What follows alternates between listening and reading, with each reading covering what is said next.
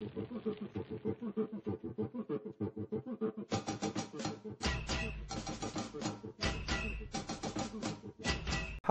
everyone, and welcome for my 5th League of Legends gameplay commentary video. In this game, I will be playing Jarvan the 4th in a ranked solo queue game where I'm jungling. So I'm very happy about how you guys liked my approach for the Kassadin video, so I will try in this vid to use the same approach.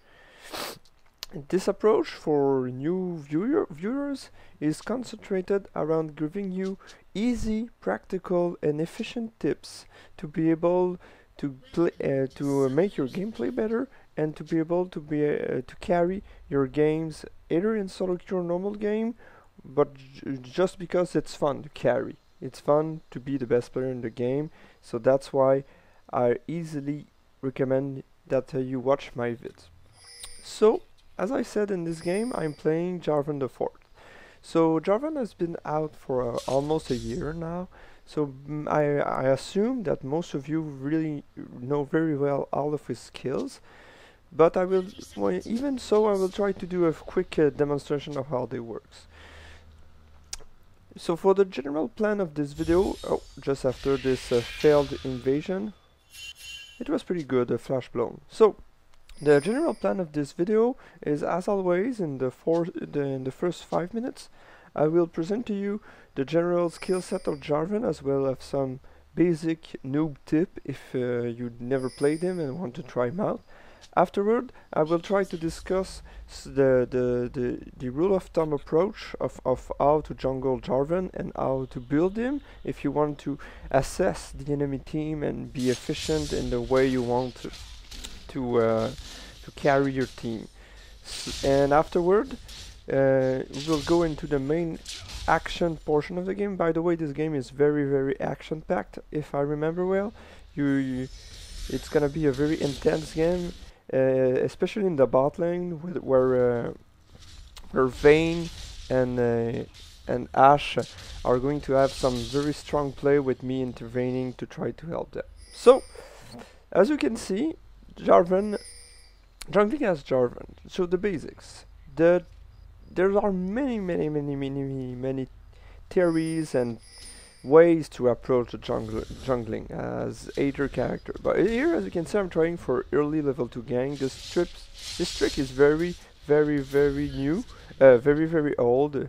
iYellow player, I've been using them for quite a while now, but it's very effective. And as you can see, as Jarvan, just a quick note, maybe you already noticed it, I took Ignite instead of Flash. So, maybe many people will call me a noob for that, but I will go on in my video on to why taking Ignite on some jungler is much more effective than taking Flash. I will talk to this after I presented the general rule of thumb for jungling and the skill set of Jarvan. So let's not get ahead of ourselves and try the basics.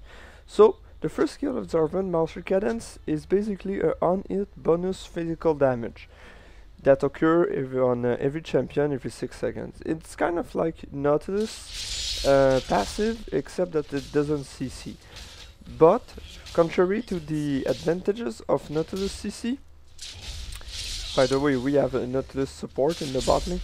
To the contrary of Nautilus easy CC, Jarvan is a percentage bonus damage, so it makes him scales much better into late game. So here I'm trying to do something about this bot lane, since they are really losing their lane. And look at that, very extended. I try to go on Ashe and boom! The red buff gets her, or no, and now I try to chase down. Okay, so the first skill is Martial Cadence. The second skill is Dragon Strike. Basically, it's a line nuke. You project, so maybe you saw it attack. It's like when the spears goes in the straight line. It approximately has the range like this, and it does a good deal of physical damage. But the biggest part is that it reduces armor. So reducing armor is the best form of defense penetration. So this means that if you try to use your Dragon Strike before doing your first auto attack on an enemy champion, you will do much more damage, since martial cadence bonus damage was is physical damage. When Jarvan was first released, his passive was magic damage, so but the percentage was 10%. Now Riot diminished this to 6%, but in my opinion it's much stronger right now, because 6% is physical damage is much better, because it really synergizes well with Dragon Strike and any kind of armor penetration, reduction, debuff and stuff like that. So as you can see here, a quick gank on the mid, trying to counter gank. I managed to save Lux. I think does she dies? No, she's smart. She goes the other way. So, oh no, Renekton. I was sure she would die. So the first two skills. Now the second skill is Golden Aegis. Basically, it's a shield and a slow, like some kind of many people compare it to a mini Rendu Omen.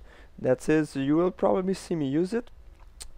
Basically, this skills is kind of your defensive steroid. You use it after initiating with your combo that I will present later, so that you can survive a little bit longer while slowing the enemy team. When jungling, you just put 1 point in the skills when you are ready to gank, because the extra slow will really help you lock someone down, so that you and the laners can run him down. The third skill is Damascene Standard. Damascene Standard is the longest range attack of Jarvan. Basically, it throws this little flag that gives bonus armor and attack speed. Its damage is not very high. Personally, I kind of see the skills as a late game utility spell, where you use it to buff your AD carry and generally augment the survivability of your team, but it's very useful at early gank for landing your basic combo.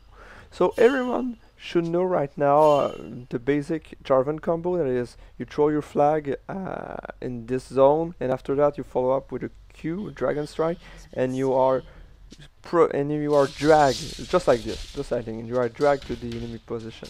So this combo is one of the reasons why taking Ignite instead of Flash is kind of viable. I will say right away that if you decide to not take Flash and Ignite, you are sacrificing much.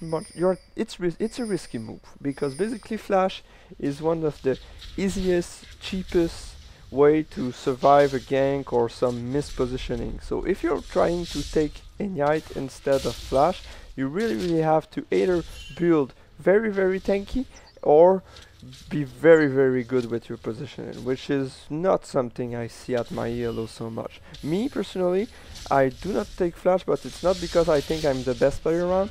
It's only because I build my Jarvan very tanky. So if they try to focus me, usually it won't make a difference. So look at this Vayne. She came back and she's gonna get... Oh no, that's true, she had her heal. It was a good heal bait, but we should back now, and she decided to stay way too long, and she's gonna get blown up. What a shame.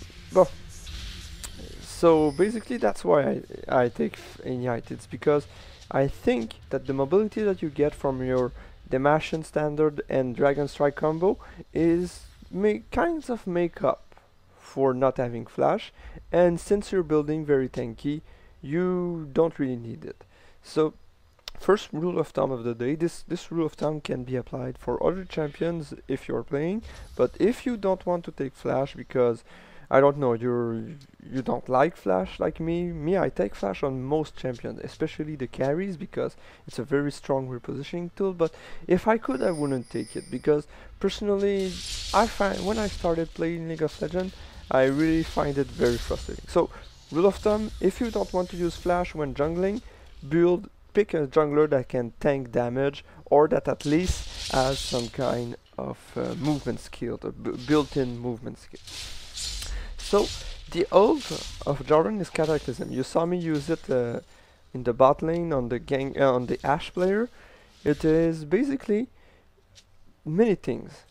It's the strong CC in the sense that if the enemy has no movement skills, like let's say roughly 40 to 50% of the champion, especially the squishy one, and they don't have their flash up, usually it will conclude in a gank, especially in a jungler ganking scenario where usually it's you and the solo laners versus one person, and you gank them to get the kill. So basically, that's the most basic use of your Jarvan, especially in the first 20 minutes. Again, the second use of Jarvan ult, if the enemy teams has a lot of mobility spells, like let's say Renekton, I use it as a ranged nuke because it deals maybe not the best damage around, but it's kind of bursty.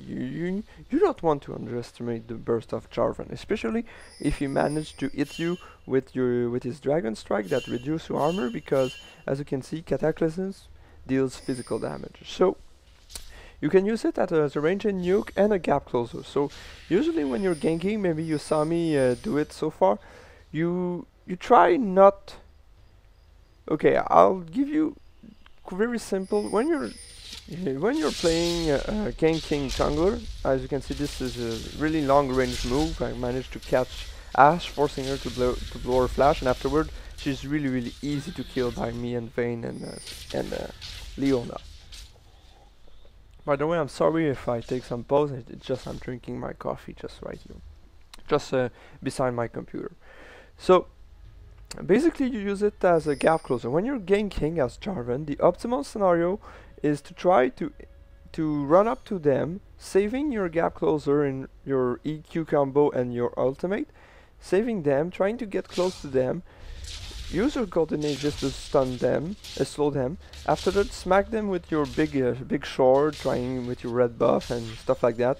When they flash, follow up with either your Cataclysms, if you want to secure a quick easy kill, or if you want to really burst them, use your EQ combo, your Ignite, and then your Cataclysm. So, second rule of thumb of the game, the basic approach for ganking as jungle Jarvan is walking, slowing, jumping, ulting, and Ignite in the process if you think you need it to either debuff the healing from the AP Soraka mid or Swain, as you can see in this game.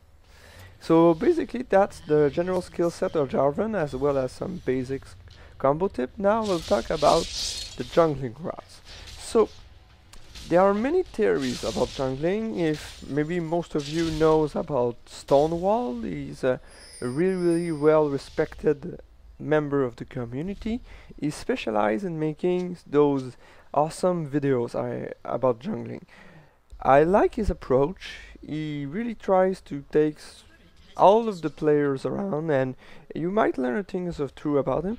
But on the other hand, I don't think that his approach is sometimes appropriate. Most of the time, all he does is gives easy tricks when his game goes well. But when you're playing solo queue, as I said in one of my first video, always assume things will go bad. So me, what I jungled a lot during January and February was Shyvana. And what I found about Shyvana is that even though I was able to really do a good job in, let's say, 70% of my game. Oh, I'll be right back, right there.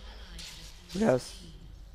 As you can see, bot lane is really getting crushed right now. We have 0-3, 0-2, 61 CS. Although Ashe 2 is not very that good, but the Alistar is really making a good job of applying pressure. Now I think it will secure the game, the dragon with that. Yes, nothing I can do for that. What I learned from watching the last tournament, I think it's IPL 4 during last weekend, is that sometimes it's much better to just let the dragon to the enemy team if you can't contest it. I think it's the philosophy of CLG Gaming. But Lux, as you can see, a really good laser that was able to finish off Alistar. But still, they got the... Oh, as you can see, Yeah. This game was taken before the IPL 4. So I tried foolishly to engage and then I died. And as you can see here, I'm raging. It wasn't really the fault of my team. Maybe the fault of nobody following. That's the sad point. And I'll do this right away as a disclaimer. I rage in this game. This team was really frustrating. They didn't follow up. They really played so safe, and I know I said, and I made the mistake of not muting them early on and not trying to ignore them. I really try to work on on not raging, because it really shows up in my gameplay. As you can see in this game, I was really frustrated because I died and I had such a good start, but it's okay. It's okay. I'll try to improve my attitude in the following games. I'm not. Look at that. They are pushing and pushing and pushing so far away. They managed to get a few kills, and oh, God. Those solo queue. Good old solo queue. So as we said, just as a general rule of thumb for jungling, there are maybe two types of jungler I can think of. There are the control farmer jungler like Shyvana, which are not really good at ganking, and there are the ganking jungler, like let's say Jarvan is a good ganking jungler. Maybe in a sense Warwick and Nocturne, once they get level 6. Nautilus is a good ganking jungler and stuff like that. So basically, if you follow my first rule of thumb, where I said that in a solo queue game, in an average solo queue game, your lanes will fail, you really want to try to play a ganking jungler, because that's the only way you're gonna win the game. Because even if you, like right now I'm 6-1, I have a very good score, I have solid form, maybe I'm average, but for a jungler it's kind of a good amount. But even what I found out is that even though I'm like 6-1 or stuff like that, I never seem to have the damage output to win the game.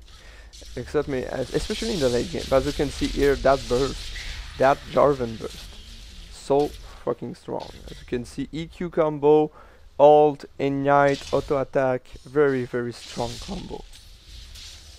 So as I said, as a general rule of thumb, if you're doing well in jungle, you'll not have the DPS output in the late game to really capitalize on you doing well in the early game. So this is why you want to try to play a ganking jungler, because, and if you're playing a ganking jungler, it should be obvious, you have to gank. Why? Because if you're ganking your lanes, you will obviously make them win, or at least augment the probability that they will win. If you in your little lanes and just let this to pure chance, there's a let's say in the most optimistic, most optimal way, there is a 50% chance that both your solos will fail. So 50% chance that solo top fail, 50% chance that solo mid fail, and 50% chance that your bot lane fail. Here they try to catch them, but instead it's them getting caught. I don't know if we'll follow up on that one.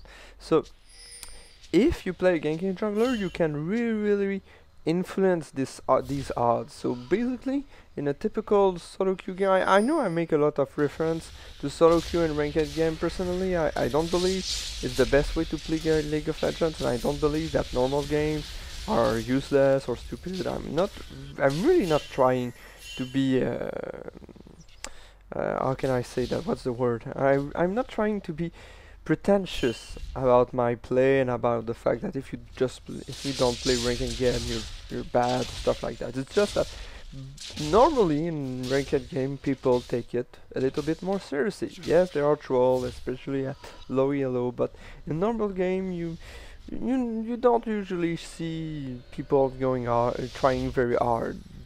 If the game is not going well, they tend to just goof around, or even in the normal picks. Even me with my friends, when we play normal game, I don't usually play my best champion. They don't usually play their best role and stuff like that. And the only reason why I make reference to solo queue, because it's the environment that most of you will find the harshest competition. So if I give you tricks and tips to survive in the harshest environment, you should usually look at this combo.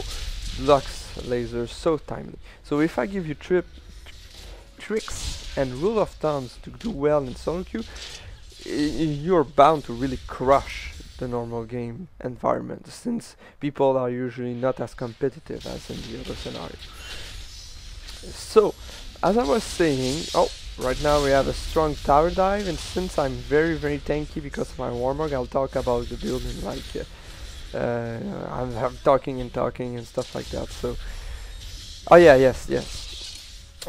If you want to even the odds about your solo winning your lanes, as a jungler, especially as a especially as a ganking jungler, you have to gank and you have to at least burn flash or do damage, or hopefully do a kill, especially if you're good at it.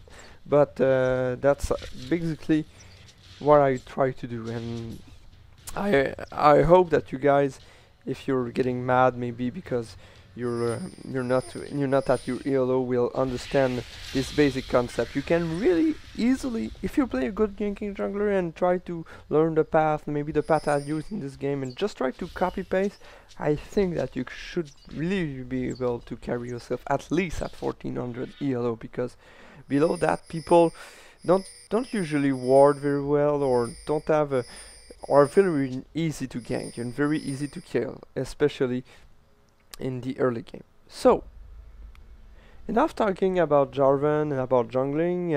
I could talk like that for an hour or so. So right now we'll talk about the next point, the build. So as Jarvan, there are many options for this build. As I said, since I do not have flash, I prefer to use Jarvan in a more tanky way. So this is why I favor in this game the althought build, which is really OP right now.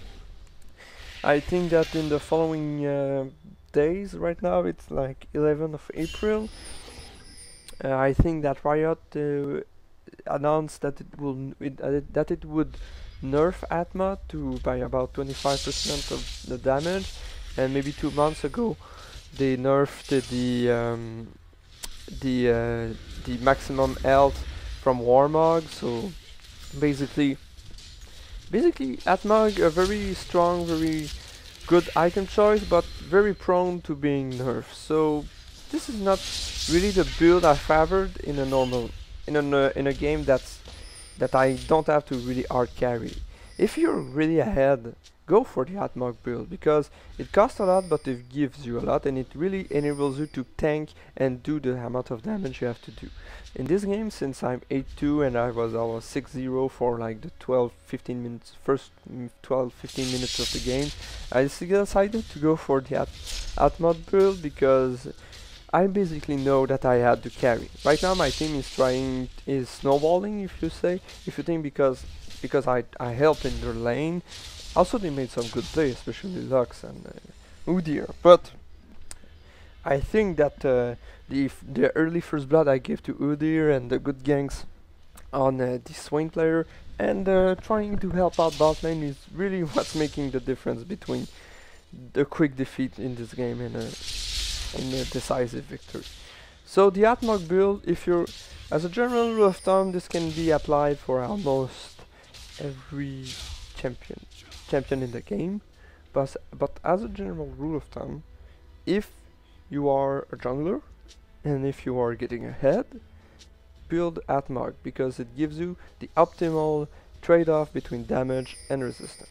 In a normal game where I don't feel that we need a lot of damage, I try to go for a more cost-efficient build, because it enables me to do so much more. Because as I said, Jarvan, especially in the late game, doesn't have the raw damage and the raw lifesteal and sustain in a team fight to be able to really do most of the damage. Especially in the late game environment, I see him as a CC and light damage tank.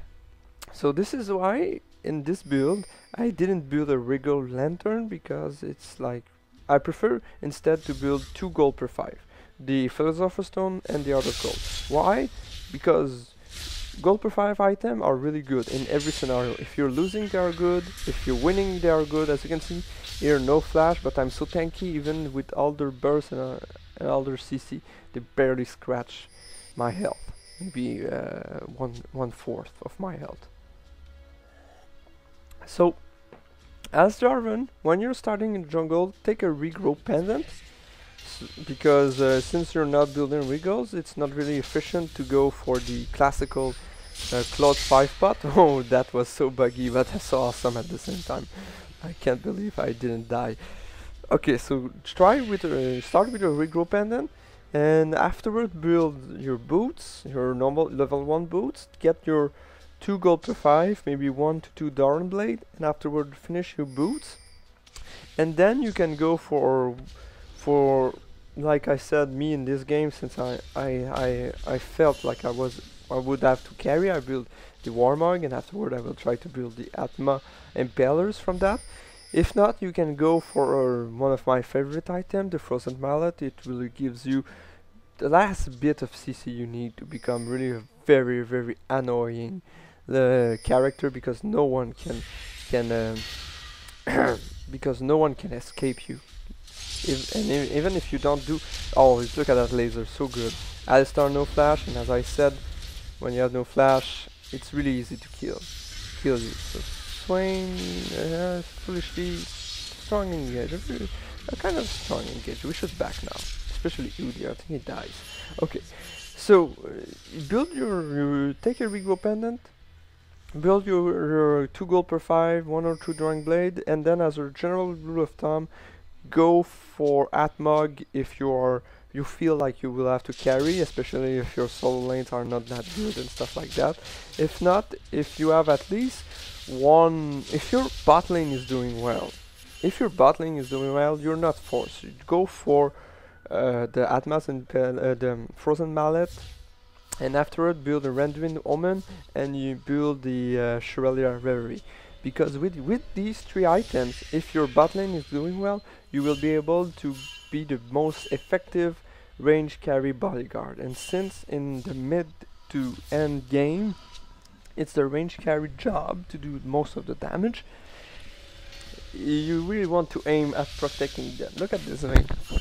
She tried to chase the Swain, but she's really not that strong. So that's why I try to tell her to just back off. This is something during during January I was at 1800 yellow, and now I don't know why I dropped to 1500, and the big difference, maybe because I'm bad or lucky, but right now I'm slowly climbing up. So, but the biggest difference I found between 1800 yellow and 1500 yellow is not really the mechanical skills of the champion, maybe even not the map awareness, but it's the factor I call greediness. As a general rule of thumb, if you want to get good at this game, don't be greedy. Go for safe kills, go for easy strong engage, try to capitalize on the other enemy team being greedy, and you try to minimize the case where you are. Sometimes I know it's better to chase or take some risk, but in most cases, especially if you're playing a squishy carry, you don't want to play like that. Me, I'm playing Jarvan, I have 3000 health, a lot of armor, good magic resist. I can afford to play risky, but if you're Vayne, just play safe. Just farm, get kills, and wait until the mid to end game to really hard carrying the game. That's your job. That's your optimal job. I don't say that if you don't play this way you can't win, but usually when you're playing a carry, especially range carry, it's not that useful to get as much kill as death, especially if you're feeding the other carries and you're just killing their support, as an example. So I talk about the general build, and now we're general build. What can I say more? There are more to say, but right now, as I said, I just started getting back in playing jungle Jarvan. I played him a lot during season 1. I really like Jarvan. At first I didn't thought it would be such a strong jungler, but even though his farming ability aren't that good compared to, let's say, some of the more mainstream jungler, then he has no sustain, I think that his ganking potential really makes it up for that. So right now, as you can see, using Shrelia, I try to catch him. He's in snare. I use my ult. He flash. Will I manage? Yes. This Lux.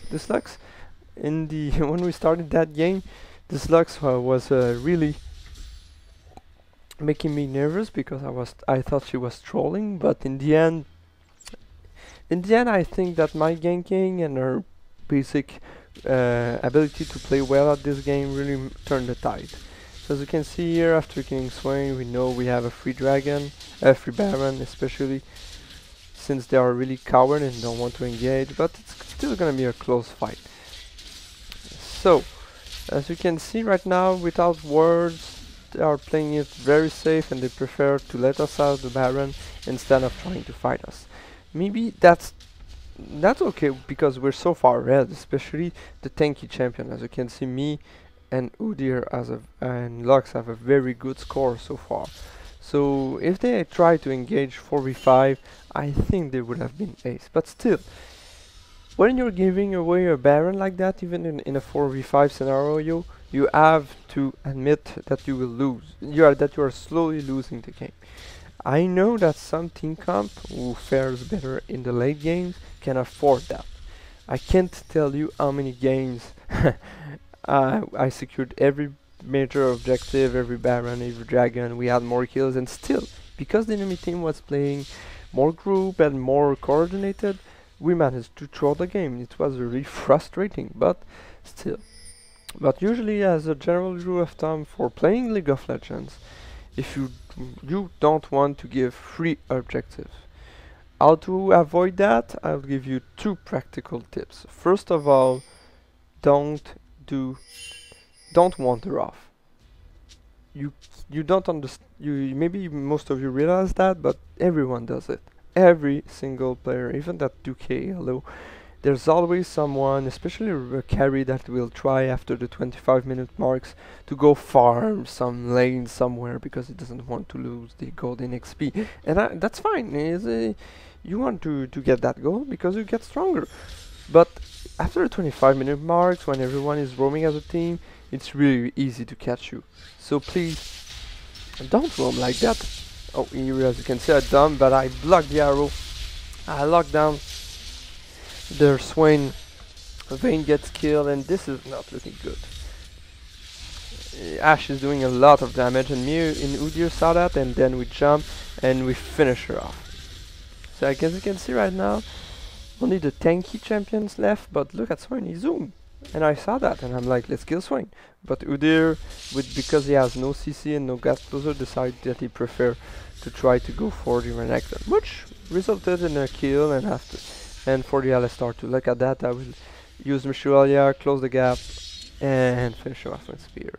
The strength of Shrelia, a very, very underrated item, but it gives you everything you need, especially on a good initiator like Jarvan, because if you can use your Shrelia and your ult to really catch the team off guard, it can make the difference. Even if you just force everyone to burn their flash, a carry without a flash is so much easier to kill than a carry who has all this escape ability available. So as you can see here, they try to defend the tower, maybe not the best move.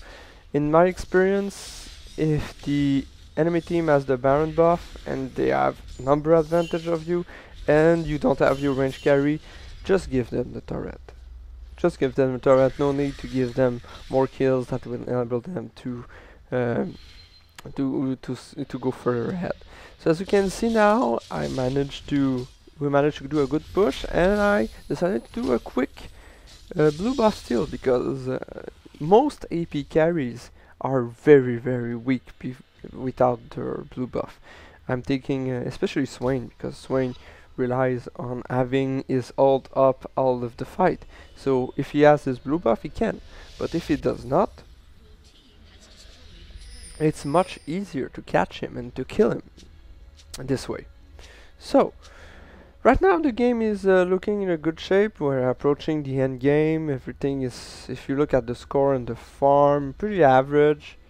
Ashe has a really good farm, even though the Nautilus didn't do a good job of protecting her when I ganked her. But as I said, as a ganking jungler, you have to influence the outcome of the lane. I know that most people, especially in lower yellow or less experienced environment, always blame the jungler when they're losing their lane. It's true. It's true that the jungler has the power to influence the outcome of your lanes, especially if it's a good jungler. But it's not magical too. You cannot make the difference if you're 0-4 or if you can't CS or can't position yourself. You have to help your jungler so that he can help you. As I said, this is 1500 yellow, not the best, but not the worst around.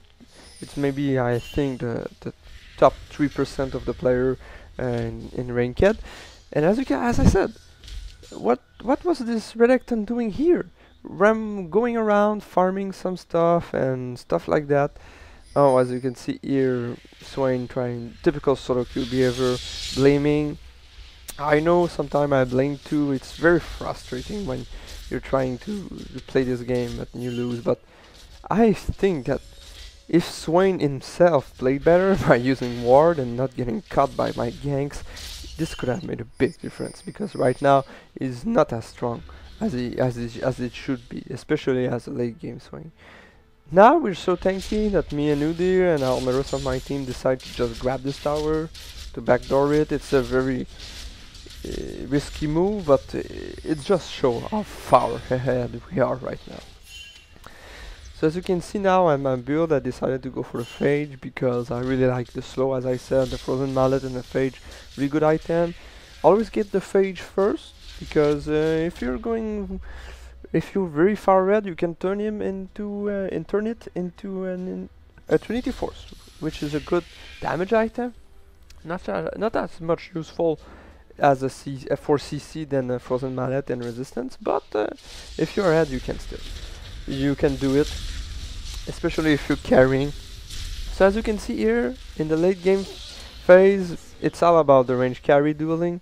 So I decided to use my full combo on going on Ashe and try to kill her. And as you can see, since I did that, we kind of win the fight. The other bruiser from the enemy team decided to go on Vayne too, but it was not enough. Even we managed to clearly come ahead in this fight, and right now we're just running them down. So basically that's how you can have some basic jungling types at Jarvan.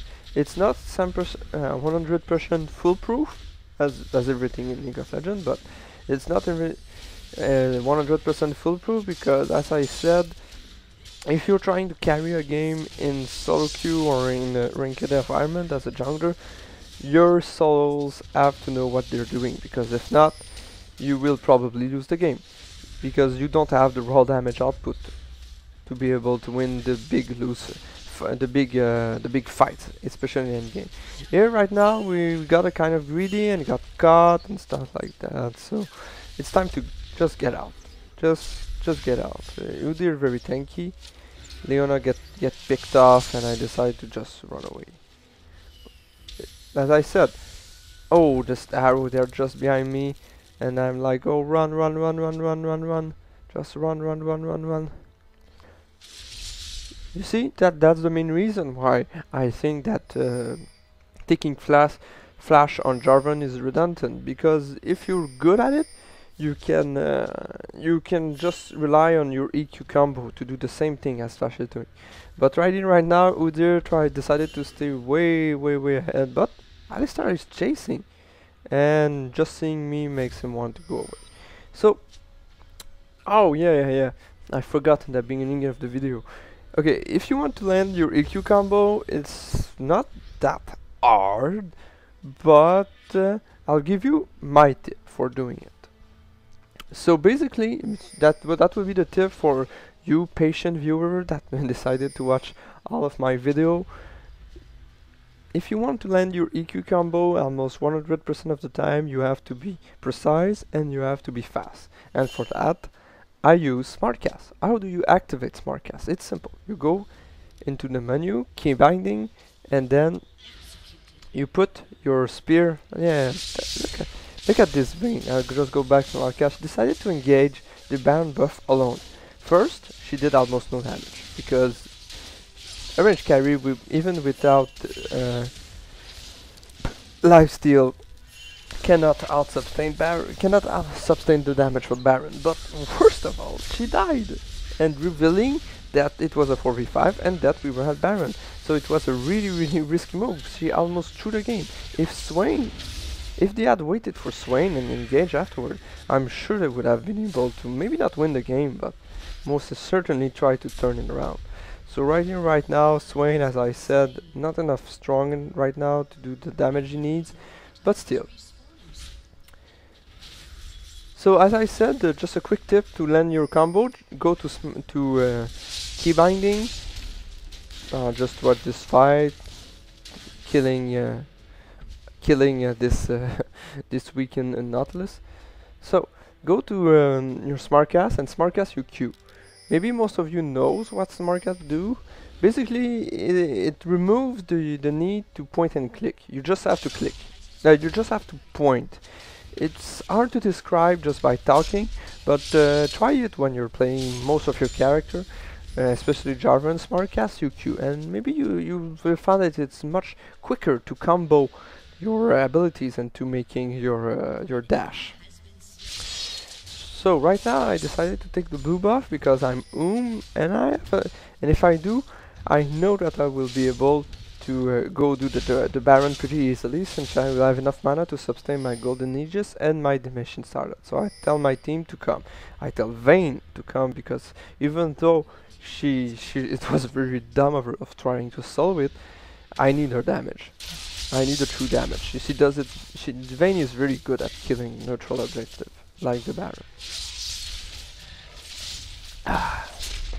So good, this coffee, so good. So, as you can see right now, the game is pretty much, I don't say it's won. I think that if the enemy team could regroup together, they could really be able to make like an efficient last stand. But as I said, their AP carries, Swain, is really not doing the damage he should be doing, especially as a Swain player. And Renekton just falls off so hard into late game, and Nautilus as difficult is 210 is really not good for a support. You're just way too easy to kill. And what was he doing right here? As you can see, if he stayed here with his team instead of farming the wave, maybe we could have done something. And now we're just securing the last fight, going after everyone, and their Bruiser does a good job at going at the range carry, but it's just that I'm just so strong. Even if I'm a tank and I'm not built for damage, I'm just way too hard to kill right now. And since I'm ahead and I have the Baron buff, my damage is still pretty strong. But look at this Nautilus trying to 1v1 me. Pretty pointless if you ask in my opinion. So right now we're trying to secure the game, trying to burst her. Ashe is really doing a really good job. I think Ashe played very well. If her Nautilus support would have played a little bit better, maybe it would have made the difference. She even managed to shut me down. So good job, Ashe. As you can see here, I'm mad because I personally think that if Lux and Udyr managed to burst down Ashe, we could have won. So this game is really tight. So we are ahead. We have 2 inhibitors down, but I think that if we could group together, and yeah, Vayne is saying that we should protect her. That's something I'm trying to learn. To learn to protect the range carry. I usually have the mentality of an assassin because I play 2 roles. I think I play the jungler and I play the AP mid. So as an AP mid, usually I play assassin, like Kassadin. You saw my video, Harry. But I try right now to get in this mentality that I have to protect the range carry. So I'll try it. So right now everyone is arguing and stuff like that. Typical solo queue behavior from myself and the Vayne player, especially Vayne. Look at it, she's getting carried so hard. In the beginning of the game, I'm sorry, but it's true. If I didn't focus almost 75% of my ganking time on trying to help the bot lane, we would have lose this game because Vayne and Leona were just not able to survive long enough. So, as always, she said that we kill Stealer. Whatever. If you say so, Vayne. If you say so. So, right now I'm sensing that the game is the usual morale is pretty low. When you're playing League of Legends, do not underestimate the power of morale of your team morale, overall morale. So, as you can see here, I'm very mad at Vayne because she's 1500 yellow and she's training off. She's going by herself with double buff, and look at that, 2 people in the bush. If I didn't come, I'm sure they would have just one-shot her, and afterward they could have started getting towers, winning fights and stuff like that. So I realized this Vayne will throw the game. I have to protect her. So this is why I'm just standing beside her, trying to miss my EQ combo, trying to get better at that. And I just try to get the Swain. Afterward, it's protecting Vayne game. And we managed to disposition Renekton into securing a second kill. So right now everything is looking good. Managed to kill 3 people, but as I said, if the morale is not going good, just mute ignore everyone and focus on protecting your carries. That's the best rule of thumb I can give you. You can't believe the difference it can make sometimes. So that's it for this game.